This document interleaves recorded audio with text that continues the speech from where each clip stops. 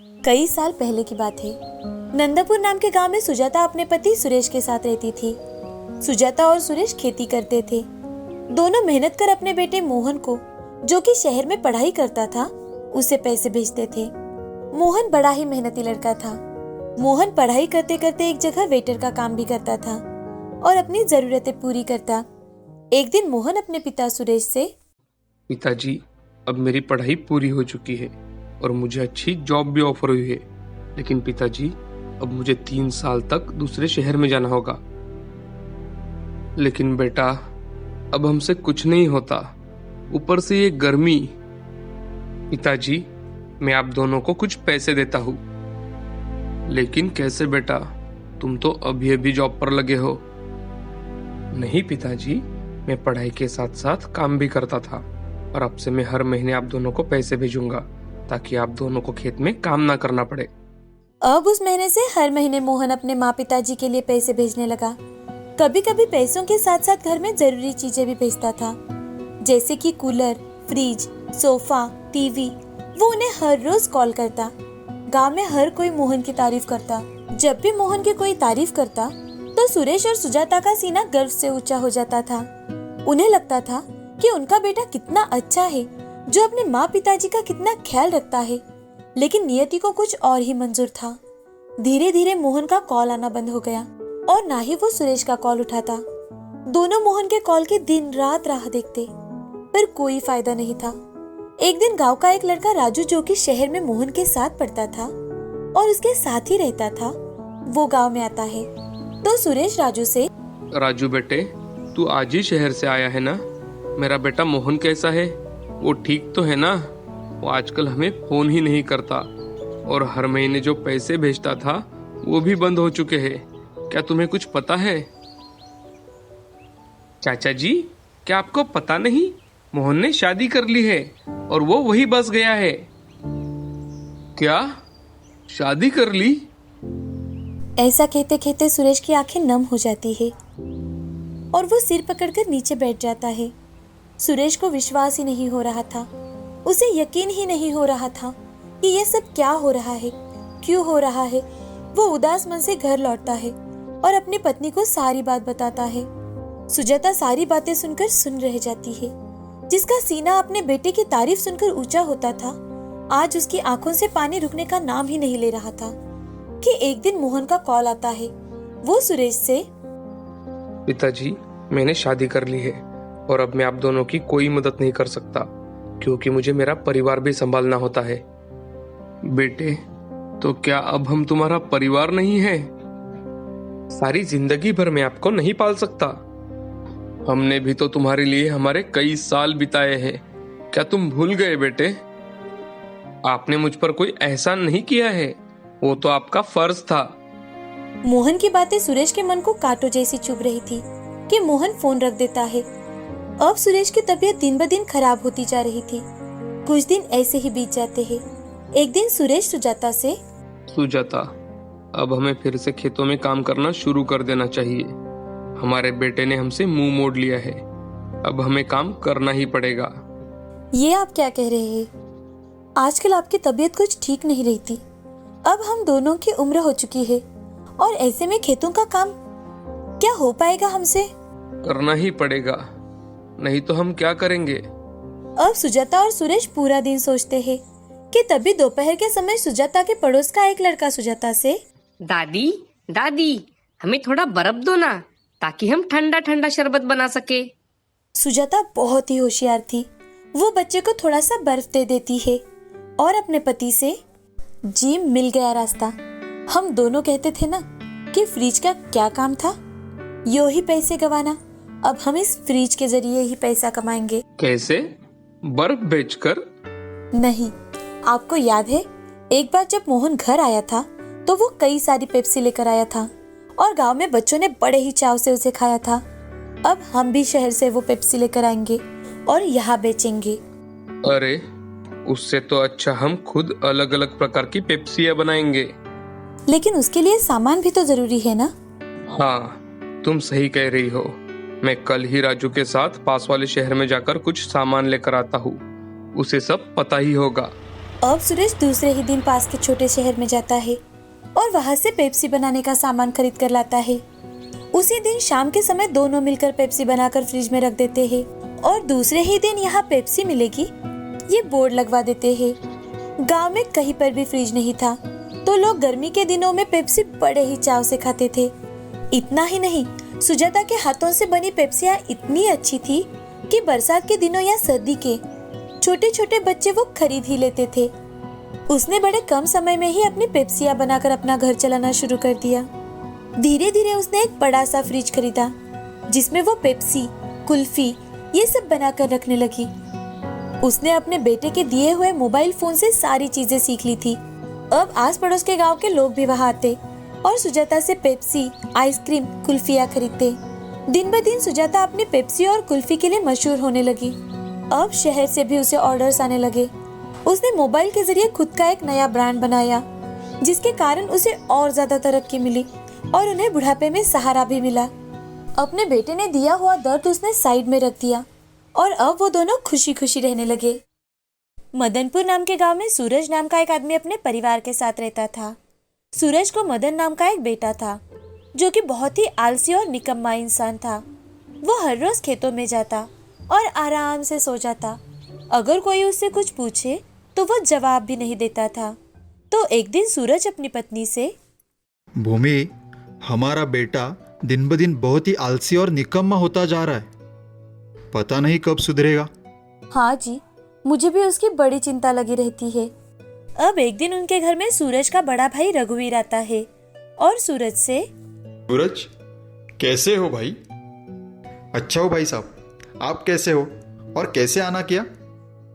सूरज, तू तो जानता है कि मेरा बेटा शहर में जॉब पर लग चुका है और अब मुझे कोई काम भी नहीं होता, तो मैं सोच रहा था कि क्यों ना अपनी भैंस को बेच दूं। अगर तुम्हारी नज़र में कोई ऐसा हो जो भैंस खरीदना चाहता हो तो मुझे बताना।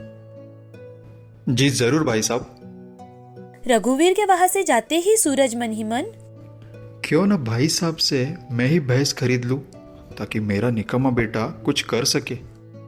सूरज अपने मन की बात भूमि को बताता है और रघुवीर से उसकी भैंस को खरीद लेता है। सूरज के बार बार बोलने पर मदन भैंस का दूध निकालकर शाम के समय गांव में ही बेचने लगा। साथ ही मयूर नाम के एक इंसान के गांव के बाहर हाईवे पर चाय की दुकान थी जहां मदन सुबह दूध बेचकर आता था। लोग भी उसके भैंस के दूध की प्रशंसा करते। अब धीरे धीरे उसके पास पैसे आने लगे तो उसके मन में लालच आने लगा। एक दिन वो मन ही मन, क्यों ना मैं दूध में थोड़ा पानी डाल दूं ताकि मुझे और पैसे मिल सके। दूसरे ही दिन से मदन दूध में पानी डालने लगा। अब वो हाईवे पर 2-3 ढाबों पर दूध बेचने लगा। महीना 2 महीना गुजर जाने के बाद मदन अपने दूध में पानी की मात्रा को बढ़ाने लगा। तो एक दिन गांव की एक औरत, मदन भैया, आजकल आप कुछ दूध अच्छा नहीं देते, क्या बात है? कहीं आप दूध में पानी तो नहीं मिलाने लगे? अरे नहीं भाभी जी, ऐसी कोई बात नहीं है, किसी और की तो कोई कंप्लेंट नहीं आई।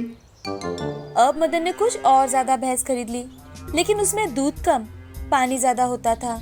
दिन ब दिन उसका लालच इतना ज्यादा बढ़ गया कि उसने किसी की शिकायत ना आए इसीलिए दूध में मिलावट करना शुरू कर दिया ताकि दूध पर आने वाली मलाई अच्छी आए और लोग मदन जो भाव बोले वो दे सके। अब धीरे धीरे लोग बीमार पड़ने लगे और बीमारी का कारण डॉक्टर ने दूध बताया। तो सरपंच जी, मदन, मदन जी कहिए सरपंच जी। मदन, आखिर तुम दूध में ऐसा क्या मिलाते हो कि गांव में सभी लोग बीमार पड़ रहे हैं? सरपंच जी, ये क्या बात कर रहे हैं आप? पानी से भी तो लोग बीमार पड़ सकते हैं। मेरे दूध में तो कोई मिलावट नहीं है। जैसे ही मदन ने मिलावट शब्द का इस्तेमाल किया कि तभी सरपंच जी मन ही मन, अरे ये मदन मिलावट का नाम ले रहा है, मैंने तो कुछ ऐसा कहा ही नहीं, कहीं ये मिलावट तो नहीं कर रहा अपने दूध में। अब जैसे ही मदन गांव में घर घर जाकर दूध डालकर घर आता है तो सरपंच जी वो सारा दूध इकट्ठा कर शहर में टेस्ट के लिए भेज देते हैं। 2-3 दिनों से सरपंच जी सिर्फ और सिर्फ उसी पर नजर रखे हुए थे, लेकिन मदन को ये बात पता ही नहीं थी। वो सुबह उठता, भैंस का दूध निकालता और उसमें मिलावट कर पानी मिला देता और गांव में घर घर जाकर बेच आता और आराम से अपने खेतों में सो जाता था। अब जैसे ही शहर से दूध टेस्ट का रिजल्ट आया तो सरपंच जी कुछ करे उससे पहले ही गांव में पुलिस आ जाती है और मदन के खेत में जो घर था वहां जाकर उससे मदन, मदन, क्या क्या बात है सर? और आप मदन को क्यों आवाज लगा रहे हो? आपके बेटे ने दूध में की मिलावट के कारण एक की मौत होते होते वो बच गया। उसे हमारे साथ चलना ही होगा। पुलिस की बात सुनते ही मदन वहां से भागने की कोशिश करता है, लेकिन पुलिस वाले उसे पकड़ ही लेते हैं और गांव वाले उसकी अच्छे से पिटाई करते हैं। इस कहानी से हमें ये सीख मिलती है कि लालच करना अपने आप के पैर पर कुल्हाड़ी मार लेना होता है। यही कुछ साल पहले की बात है। सुधीर नाम का एक लड़का अपनी पढ़ाई पूरी कर नौकरी ढूंढ रहा था, लेकिन न जाने क्यों उसे कोई भी काम पर नहीं रख रहा था। जहाँ जाता नो वैकेंसी कहकर बाहर जाने के लिए कहा जाता था। अब वो नो वैकेंसी सुनकर बहुत परेशान हो चुका था, निराश हो चुका था, हताश हो चुका था। एक दिन की बात है, वो निराश होकर जंगल के पास वाले तालाब के पास बैठकर आत्महत्या जैसे पाप करने का सोच रहा था कि तभी उसका दोस्त राजू वहाँ आ जाता है और वो सुधीर से, हे सुधीर, क्या हालचाल है भाई? अरे ये क्या? ये तो चूहे मारने की दवा है ना? क्या कर रहा था तू इसे लेकर? राजू देखना यार, इतनी पढ़ाई की, मेहनत कर नौकरी ढूंढ रहा हूँ, फिर भी नौकरी नहीं मिल रही। बापू हर रोज तकाता लगा रहे हैं कि कब नौकरी मिलेगी तुझे। अगर नौकरी नहीं मिल रही तो मेरे जैसे ऑटो चला। और मैं, देख दोस्त, जिंदगी हमें एक बार ही मिलती है और जीने के कई मौके देती है। अब बस हमें उन्हें पहचानना है। और ये बात तो बिल्कुल सही कही तेरे बापू ने, मुझे तो बिल्कुल सही लगी है। क्यों टेंशन लेते हो तुम इतना? देखो, जब भी तुम्हारा इंटरव्यू हो तुम वहां जाना और बाकी समय तुम ऑटो चलाया करो। लेकिन राजू, इतनी पढ़ाई के बाद अगर मैं ये छोटा काम करूंगा तो इससे अच्छा है कि मैं, देख भाई, कोई काम छोटा या बड़ा नहीं होता, लोगों का नजरिया अलग अलग होता है। मेहनत तो सबको ही करनी पड़ती है ना। और निराश या हताश होकर बैठने से अच्छा है कि कोई काम किया जाए और अपने परिवार को मदद की जाए। तू ठीक कह रहा है राजू, लेकिन तूने कोई पढ़ाई नहीं की तो तुझे कोई भी काम करने में कोई शर्म नहीं आती। आखिर हर किसी का एक अलग स्टेटस होता है और मैं एक पढ़ा लिखा इंसान हूँ। मैंने कई सारी तकलीफों के बावजूद MBA कंप्लीट किया और तुम, जाने दो, लेकिन लोग क्या कहेंगे मेरे बारे में? राजू मुश्किल से हंसते हुए, सही कहा तुमने, मैं पढ़ा लिखा नहीं हूँ ना, लेकिन मेरे घर के हालात ऐसे थे कि मैं नहीं कर पाया जो मेरे मन में था। और हाँ, स्टेटस की बात करो तो अब देख, मैं जो चाहे कर सकता हूँ। सब कुछ है मेरे पास, छोटा सा है लेकिन खुद का एक घर है, मोटर बाइक है, घर में खाने पीने की सारी जरूरत की चीजें हैं। अपनी मेहनत पर हमें विश्वास होना चाहिए, ना कि सिर्फ अपने पढ़ाई पर। हाँ, पढ़ाई जिंदगी में बहुत जरूरी है, लेकिन मेहनत भी तो जरूरी है ना दोस्त। अगर तुम्हें 1 साल तक नौकरी नहीं मिलेगी तो तुम अंदर से टूट जाओगे और मैं 1 साल में और नई ऊंचाइयों पर पहुंच जाऊंगा। अब तुम्हें सोचना है कि तुम्हें क्या करना है। लोग तो कहेंगे, उनका काम ही है कहना। राजू, मुझे माफ कर दे यार, मैंने तुझे कितना गलत समझा, लेकिन फिर भी तुमने मुझे कितने अच्छे से समझाया। अब मैं वही करूंगा जो मेरा दिल कहे। दिमाग की बात अब मैं सिर्फ तब सुनूंगा जब मुझे कोई अच्छी नौकरी मिल जाए। ये हुई ना बात? राजू सुधीर का सबसे अच्छा और पक्का दोस्त था। जो भी हो जाए, लेकिन कोई भी उनकी दोस्ती में दरार नहीं डाल सकता था। और राजू हमेशा सुधीर के लिए एक प्रेरणा बनना चाहता था, ताकि सुधीर अपने मन की ऊंचाइयों को छू पाए और अपने सपने पूरे कर सके। उसने सुधीर के मन को, सुधीर की निराशा को पहचान लिया था और इसी कारण आज उसने उसे जीने का नया पाठ पढ़ाया था, ताकि वो निराशा की गहराई में ना फंस जाए। अब सुधीर घर जाकर अपने पिता से, पिताजी, आज से मैं ऑटो चलाऊंगा। सुधीर ऑटो चलाना जानता था क्योंकि उसके पिता यही काम करते थे। सुधीर की बात सुनकर उसके पिता, तो चल, मैं आज तुझे भाड़े पर एक ऑटो लेकर देता हूँ। लेकिन पिताजी, हमारे पास तो अपनी ऑटो है ना, मैं घर पर बैठकर क्या करूँगा? दोनों कमाएंगे तो ज्यादा पैसे आएंगे घर में। अब तेरी बहन की शादी भी तो करवानी है। अब दूसरे ही दिन से सुधीर ऑटो चलाना शुरू कर देता है। दूसरी ओर नौकरी ढूंढने का काम भी कर रहा था। 1 साल यूं ही गुजर जाता है। एक दिन की बात है, सुधीर एक औरत को लेकर बाजार में अपनी ऑटो से जा रहा था कि उस औरत का फोन बजता है वो फ़ोन उठाती है और हाँ दीदी बोलो। औरत ने अपना फ़ोन स्पीकर पर रखा था ताकि उसे आवाज़ अच्छे से सुनाई दे। तभी दूसरी ओर से आवाज़ आती है, सुधा हमें बहुत बड़ी ऑर्डर मिली है पापड़ बनाने की, तो कल से हमें कुछ और औरतें चाहिए होंगी। और हाँ, हमें एक सेल्समैन भी चाहिए जो हमारे पापड़ को मार्केट में अच्छा रिस्पॉन्स दिलाए। ठीक है दीदी, मैं आज ही घर जाने के बाद देखती हूँ, कोई मिले तो। औरत फ़ोन रख देती है तो सुधीर, मैडम, क्या आप पापड़ बनाने का काम करती हो? हाँ भाई, हमारा एक छोटा सा गृह उद्योग है। हम कुछ महिलाएं मिलकर ये काम करती है। हमारी मैडम उच्च शिक्षित है, लेकिन नौकरी ना मिलने के कारण आज उन्होंने हम जैसी ज़रूरतमंद औरतों के लिए ये उद्योग शुरू किया। अच्छा, क्या मैं आपकी मैडम से मिल सकता हूँ? हाँ भैया, ज़रूर मिल सकते हैं। क्यों नहीं मिल सकते? कल शाम 5 बजे श्यामनगर में आ जाइएगा। हमारी मैडम शिल्पा ने वहीं पर काम शुरू किया है। ठीक है। अब दूसरे ही दिन सुधीर शिल्पा से मिलने चला जाता है। वहाँ जाकर सुधीर शिल्पा को देखते ही चौंक जाता है, क्योंकि शिल्पा वही लड़की थी जो सुधीर के साथ पढ़ाई करती थी, जो उनके कॉलेज की सबसे होशियार लड़की थी और सुधीर उसी से प्यार भी करता था। शिल्पा, तुम यहाँ? अरे सुधीर, तुम यहाँ कैसे? और ये क्या तुम ऑटो चलाते हो? हाँ शिल्पा, क्या करूँ, नौकरी ही नहीं मिल रही थी तो मैंने। हाँ, सही कहा तुमने।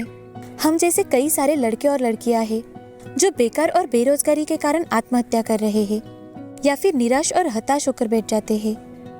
मैं कई दिनों तक सोच रही थी, फिर इन औरतों से मिली जो अपने लिए, अपने परिवार के लिए कुछ करना चाहती थी, तो मैंने ये काम शुरू किया। हाँ शिल्पा, तुमने बिल्कुल सही किया, बहुत अच्छा किया है तुमने।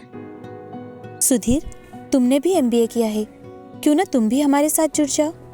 हमारे साथ और भी 2 आदमी जुड़ चुके हैं। शिल्पा, क्या तुम मुझे इस बारे में सोचने के लिए थोड़ा समय दोगी? जरूर सुधीर। अब सुधीर वहाँ से चला जाता है और रात भर सोचता रहता है। तभी उसे राजू की बातें याद आने लगती है कि जिंदगी हमें हर वक्त मौका देती है, उसे सिर्फ पहचानने की जरूरत होती है। दूसरे दिन सुधीर शिल्पा से मिलने चला जाता है और शिल्पा सुधीर को देख, आओ सुधीर, वेलकम। अब हम दोनों मिलकर इस काम को नया अंजाम देंगे। उस दिन से शिल्पा कुछ औरतों की सहायता से अलग अलग प्रकार के पापड़, अलग अलग प्रकार के अचार, चटनी, मुरावला ऐसी चीजें बनाने लगी और सुधीर उसे बेचने के लिए मार्केटिंग का काम संभालने लगा। गांव हो या शहर, वो गली गली की दुकानों में जाकर उनके प्रोडक्ट बेचने के लिए बड़े ही अच्छे तरीके से लोगों को समझाने लगा। धीरे धीरे कर सुधीर इतनी ऑर्डर्स लाने लगा कि औरतें अपना काम करते करते कम पड़ने लगी। लेकिन सुधीर और शिल्पा दोनों वहीं पर नहीं रुके। उन दोनों ने अपने काम को अंजाम देने के लिए अपना खुद का एक ब्रांड बनाया, जिसे अब मॉल्स वालों ने भी अपने मॉल्स में रखना पसंद किया। कुछ ही सालों में उनकी दिन रात की मेहनत रंग लाई थी। अब उन्हें किसी भी प्रकार की जॉब की जरूरत नहीं थी, बल्कि अब वही अपने फैक्ट्री में लोगों को काम पर रख रहे थे। अब सुधीर ने शिल्पा से शादी की और आज दोनों की फैक्ट्री में कम से कम 2 से 3 हजार से ज्यादा लोग काम कर रहे थे। इतना ही नहीं, अब वो शिक्षा प्राप्त करने के बाद जिस प्रकार निराशा में डूब चुके थे, ऐसे कई सारे लोगों के लिए नई उम्मीद बन रहे थे, एक नया रास्ता दिखाने लगे थे।